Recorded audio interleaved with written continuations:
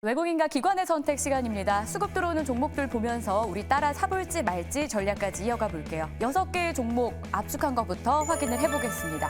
오늘 이 6종목의 공통점은요. 외국인과 기관이 모두 동반 매수를 하고 있다라는 부분입니다. 특히나 이번 주 들어서 삼성전자에 대한 외국인 기관의 러브콜이 좀 지속적으로 나오고 있는 상황이고요. 네이버의 경우에도 동반 매수가 들어오고 있습니다. 올해 들어서 긍정적인 수급과 함께 주가의 회복도 좀 있었는데요. 다만 최근 시장 부진하면서 요 일주일 정도는 조정이 좀 있는 네이버입니다. 마지막으로 HLB의 경우에는 기관 쪽에서의 8거래 연속 매수세가 굉장히 긍정적인 상황이고요. 아랫줄 보시면 삼성 SDI가 이름을 올리고 있죠. 요즘 들어서 2차 전지에서 한 종목 정도는 긍정적인 수급이 포착되는데 이 종목 역시도 외국인과 기관의 동반 매수 유입되고 있습니다. 포스코 DX가 눈에 띕니다. 기관 쪽에 꾸준한 수급이 유입되는데 1월 들어서 단 3거래일을 제외하고 매일매일 기관이 사고 있는 종목이다라는 부분이고요. 마지막으로 뉴프렉스, 오늘장 굉장히 강한 종목이죠. 역시나 상한가 안 풀리는 상황에서 외국인과 기관의 러브콜 받아가고 있습니다. 자, 현재 종목들의 주가 흐름도 확인을 해보겠습니다. 말씀드린 대로 뉴프렉스 여전히 상한가 기록하고 있고요. 그 다음으로 탄력이 좋은 쪽은 HLB, 현재 16% 강세. 그 밖의 종목들도 각각 1에서 5%까지 오름권이요. 삼성전자만 소폭 내림세를 보여주고 있습니다.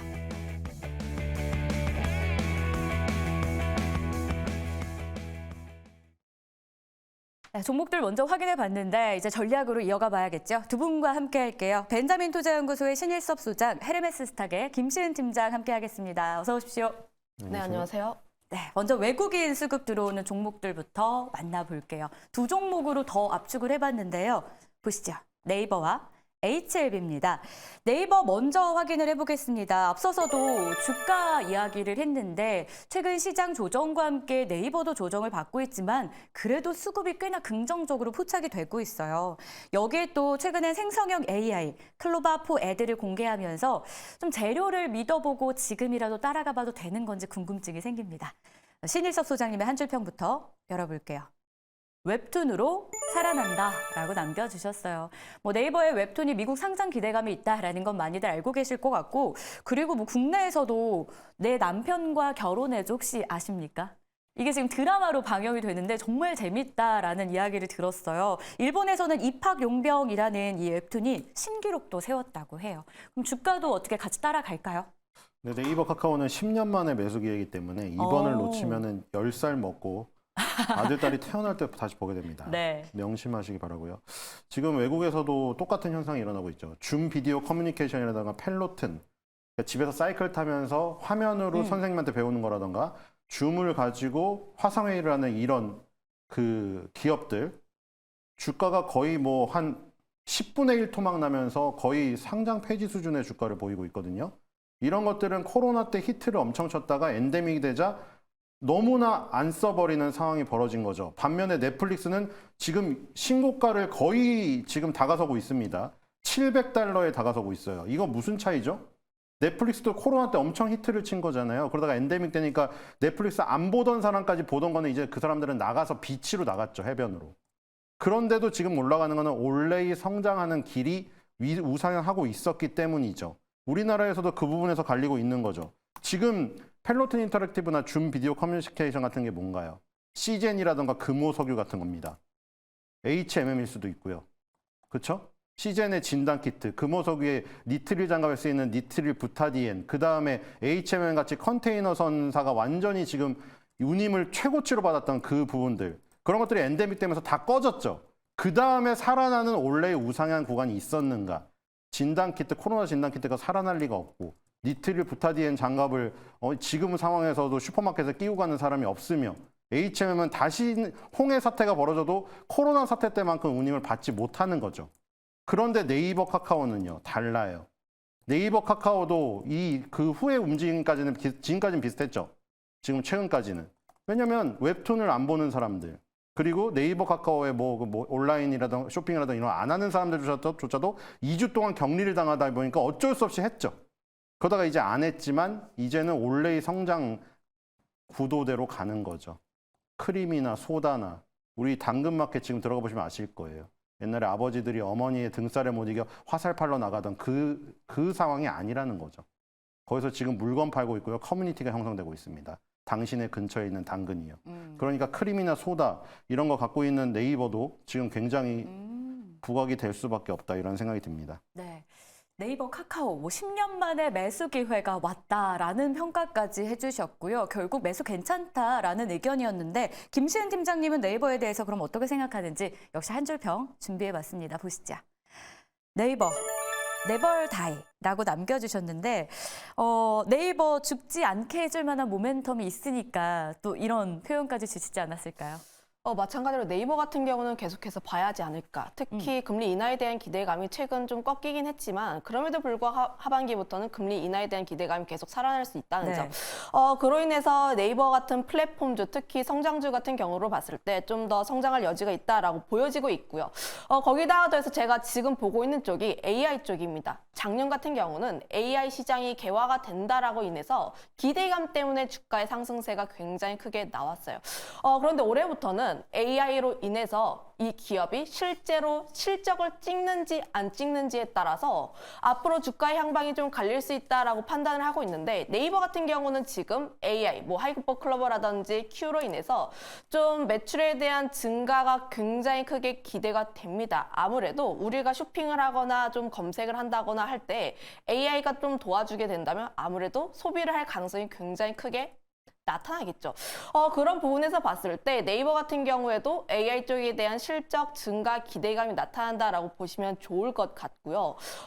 좀 앞서서 이야기를 굉장히 잘 해주셨습니다. 웹툰이라든지 혹은 이쪽 수출에 대한 기대감도 굉장히 크게 나와주고 있는데 저는 우리나라 국내 플랫폼 관련주들 점점 수출 비중 늘려야 한다라고 생각을 하고 있고요. 아무래도 정부 쪽에서 플랫폼 독과점에 대한 우려로 인해서 계속 제재를 하고 있습니다. 결국 수출길로 나아가야 하는데 웹툰이라든지 사우디라든지 다방면에서 활동을 잘 하고 있기 때문에 이런 점에서 보게 된다면 중장기적인 성장에 대한 기대감은 여전히 유효하게 남아있다는 점을 보면 지금 같은 경우도 매수 관점으로 보셔도 좋지 않을까라는 의견 드려보도록 하겠습니다. 좋습니다. 네이버 지금도 매수 관점 괜찮다. 팻말을 들어보려고 했는데 답을 이미 주신 것 같기도 해요. 일단 두 분 모두 현 구간의 매력을 아주 잘 찾아주셨는데 정리해볼까요? 팻말 들어주시죠.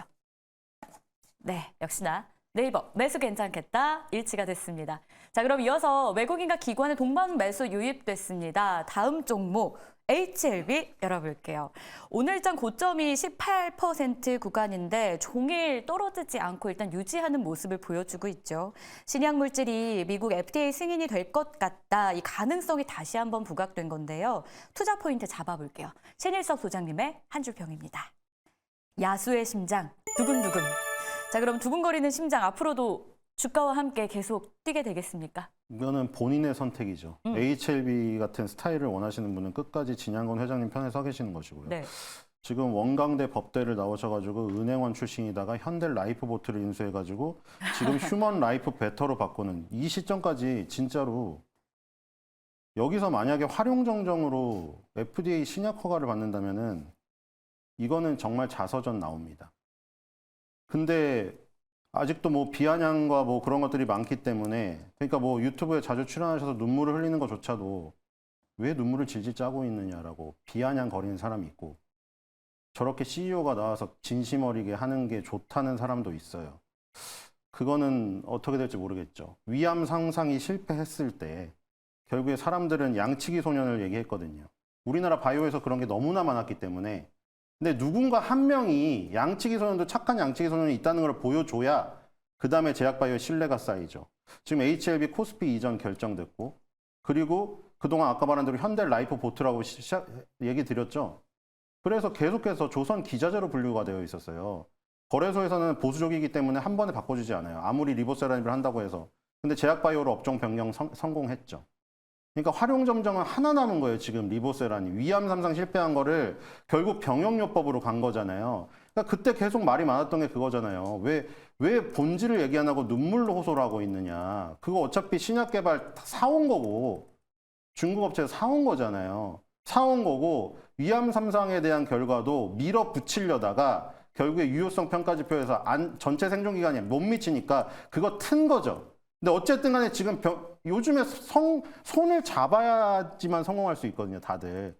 캄레리주맙도 항서제약 거긴 하지만 어쨌든 면역항암제랑 얘네는 표적항암제니까 서로 손을 잡아서 병용요법으로 나가서 지금 문턱을 낮춘 거예요. 근데 5월 16일 날 만약에 이게 정말로 통과가 된다면은 정말 뭐 기적과 같은 일이겠죠. 그러면 완전히 제약바이오를 보는 눈이 달라지겠죠. 제약바이오라고 하기보다는 바이오라고 해야겠죠.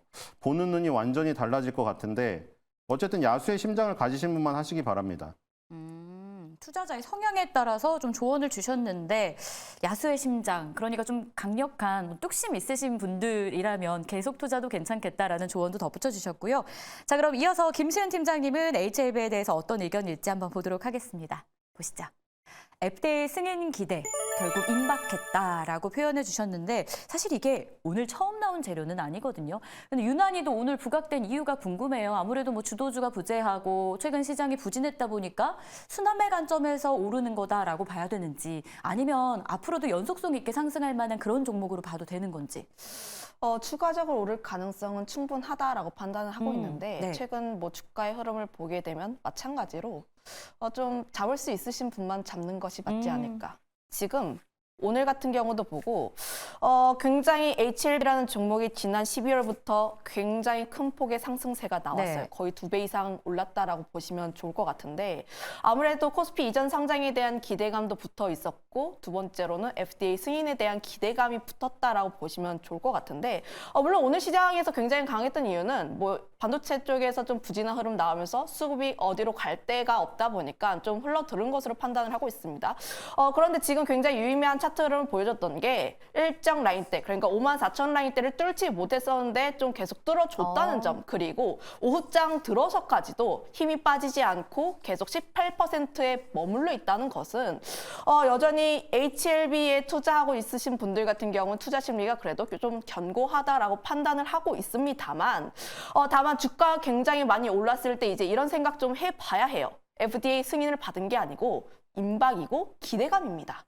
실사를 마쳤는데 별다른 문제가 없기 때문에 FDA 승인을 받을 수 있다이지 결론적으로 보게 되면 FDA 승인을 받지 않았기 때문에 이런 부분들까지도 한번 염두를 해볼 필요가 있지 않을까라는 의견 드려보도록 하겠어서 지금 뭐 추가적으로 움직일 가능성은 조금 더 있긴 하지만 신규 투자자 분들이라면 이런 종목군들 같은 경우는 굉장히 트레이딩에 능하신 분들만 좀 접근하는 게 맞지 않을까라는 의견 드려보도록 하겠습니다. 알겠습니다. 자, 그러면은 HLB에 대해서 팻말로 좀 정리를 하겠습니다. 현 구간에서 따라가 봐도 괜찮은 건지 의견 주시죠. 네, 좋습니다. 투자 성향에 맞게 선택하자라고 조언 주셨던 신일섭 소장님은 일단 오해 의견이었고요. 내용 궁금하시다면 다시 한번 돌려보시면 좋을 것 같고 김시은 팀장님은 다소 좀 부담이 있다라는 의미에서 X였습니다. 자, 그럼 이어서는 기관 쪽에서 수급 좀 집중되는 종목들도 봐야 될 것 같아요. 열어보겠습니다. 뉴프렉스와 삼성 SDI 두 종목인데요. 자, 시간 관계상 간략하게 한 종목씩 두 개 보겠습니다. 뉴프렉스부터 신일섭 소장님의 한 줄 평 열어볼게요. 내가 이수페타시스의 적통이다라고 남겨주셨는데 투자 전략 바로 주시죠. 네, 이수페타시스가 MLB를 주력을 해가지고 HLB로 저렇게 뜨는 걸 보면서 다른 기판 업체들이 배가 아파했었잖아요. 심텍, 대덕전자고, 코리아 서키트, 우리나라에 기판 업체들 많은데 이수페타시스는 특이한 거를 하다가 대박이 난 경우거든요. 그런데 다른 기판 업체에게도 이제 기회가 온 거죠. 거기에서 지금 가장 강한 게 뉴프렉스가 지금 떠오르고 있고 오늘도 상한가를 갔네요.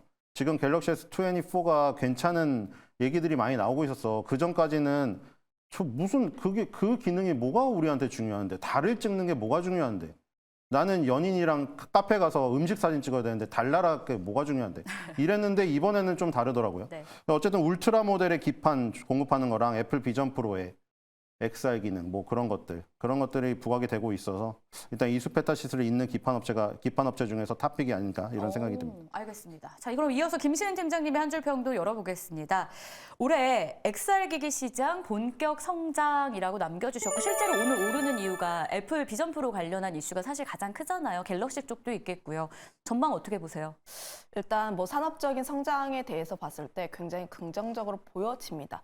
특히 뉴프렉스 같은 경우를 봤을 때 오늘 갑자기 오른 게 아니라 최근 들어서 계속해서 변동성을 키우면서 많은 투자자분들의 눈에 띄었던 종목이에요.